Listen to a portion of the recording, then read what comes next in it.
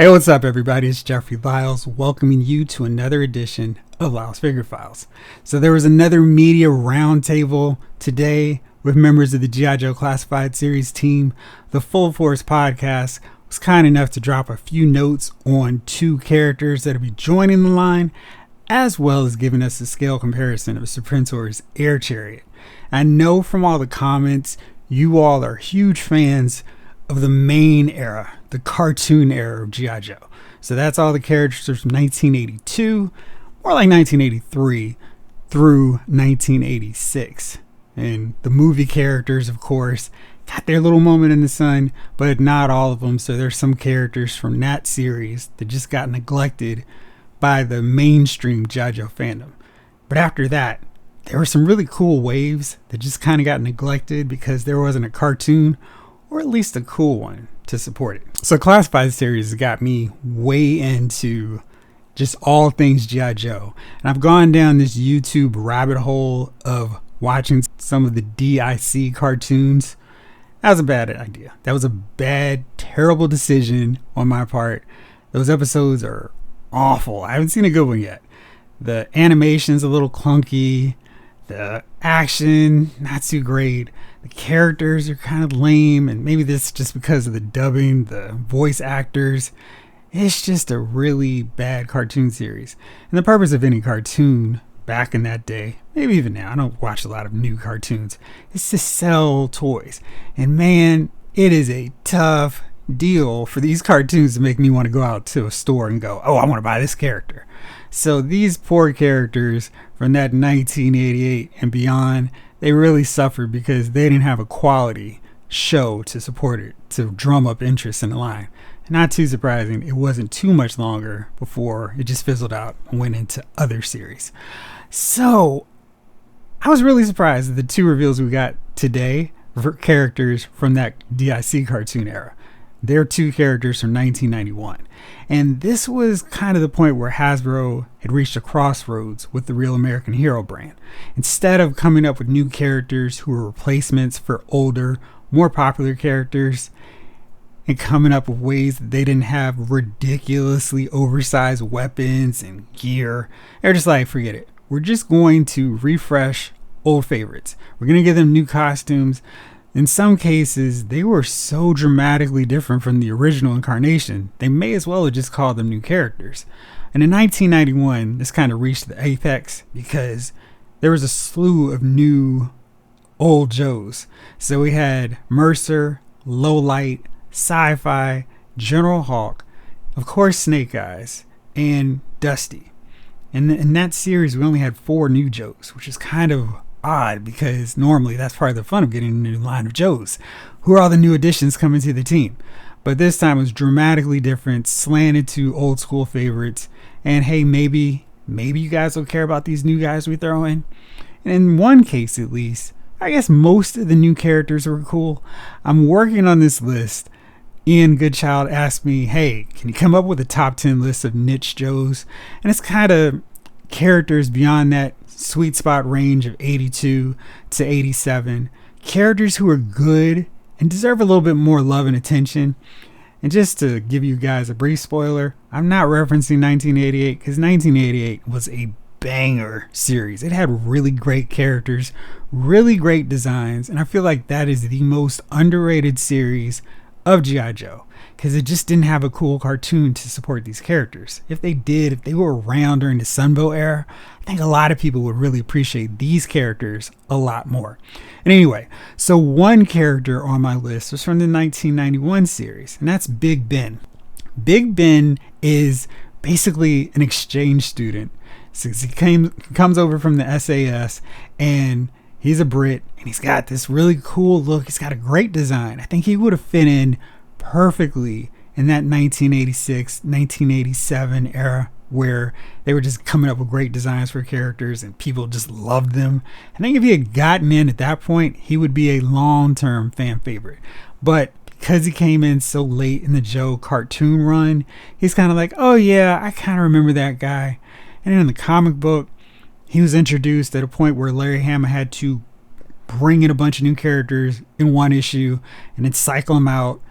to get back to the favorites, the characters that he had spent so much time building up and developing over 10 years. So Big Ben had a really cool arc where they were storming Destro's castle. He didn't have much to do beyond that, but it was a nice little stretch of issues, and he came off really cool. And again, his design is such that it's like, yeah, he would work as a classified series figure. I'm interested in getting him. Maybe not ahead of, say, Mutton Junkyard, Tripwire, Blowtorch, Doc, Airborne. Okay, there's a lot of characters that I probably would prefer to see instead of Big Ben, but he's not a character that I'm like, I don't want Big Ben, he sucks. No, he's a really cool character. He's got a really good bio, because if there was nothing else that was going for these newer characters, the bios were still cranking out great personalities for these guys. And Big Ben has a really good bio. It kind of makes you seem like, okay, yeah, all right, let's see him come on over and join the Joes. I'm kind of curious what Joe member went over to the SAS in exchange for Big Ben. I'd be kind of curious to see which Joe that was and what SAS squad he was rolling with and kicking it with all that time. So that'd have been fun. Maybe we can get that in the classified series later. Now the other one is a Cobra. Nice to get a counterpart to at least one Joe Cobra, balance it out. This is the Range Viper, and the Range Viper has a great look. I mean, that skull mask, the brain look exploding over it. In the cartoon, most of these designs didn't translate very well. It was kind of like the animation, the designs weren't great, but the Range Viper's costume is so cool that the cartoon couldn't even mess it up. It was like, oh look, that design, that character really looks cool. And they were quiet, they didn't say a lot, and the bio kind of explains a little bit more. They're like the absolute lowest level of Viper, where they just send them off into the wilderness, basically the Cobra Viper equivalent to Outback. And I kind of like the fact that the Joes can have one person who's this super specialist in one area, but Cobra just has to create a whole Viper squad because nobody's as good as that one Joe. And that's the case with the Range Viper. Now, this was, of course, during that time frame where every Joe and Cobra had one really good weapon and then one ridiculously oversized, unrealistic weapon. It was this case of really overcompensating for something. I don't know, maybe they thought, these guys need to have futuristic, cool, ultra weapons. But the Range Viper comes with a grenade launcher, which is cool, but he also comes with a motor launcher. And it's like, why does he need this much stuff? So the good thing about the classified series line is, of course, when you're army building, you can switch up which character has which weapon. He's also got like a cool knife. So lots of cool accessories that they can come with this guy. And I'll be interested to see what he looks like. I don't think he's a priority army builder compared to some other ones we've seen. Great ones like the Bat, the Alley Viper, Crimson Guards.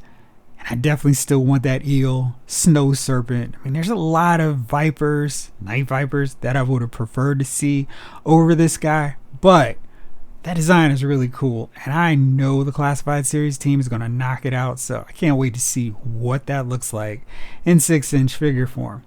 And though we started dipping our toes into the 91 waters, I kind of hope we go a little bit further back. I don't even mind if we go back to 1988, because again, those characters are great, cool, they've got great designs.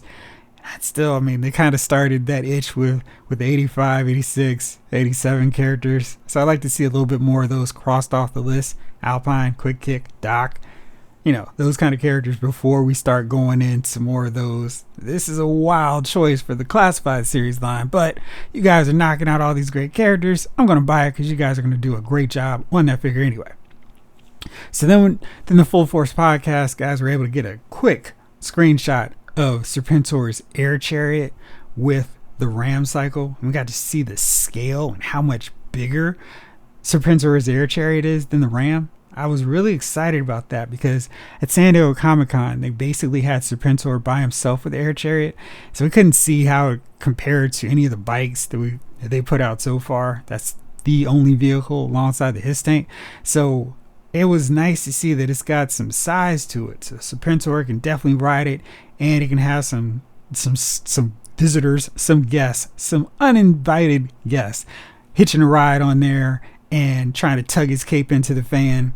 I like that a lot. So it's going to look really cool and imposing as a centerpiece of your Cobra Legions. Of course, I'm a Cobra Commander guy, so I'd rather see Cobra Commander up front leading the troops than Serpentor, but I am happy to get Serpentor in this line, and that air chariot is really getting me hyped up for what other small scale vehicles we could get through Pulse. So I'm really looking forward to see what else they do. I'm hoping a Skyhawk is coming up soon. A Devilfish definitely seems like something that should be on the menu. Got the Trouble Bubble coming, but yeah, I think those floodgates are really starting to open up a lot more now, and this air chariot is a great sign of things to come. So Armadillo, that should be a really easy one to do. It's something that we could crank out pretty fast. Maybe put CoverGirl in there.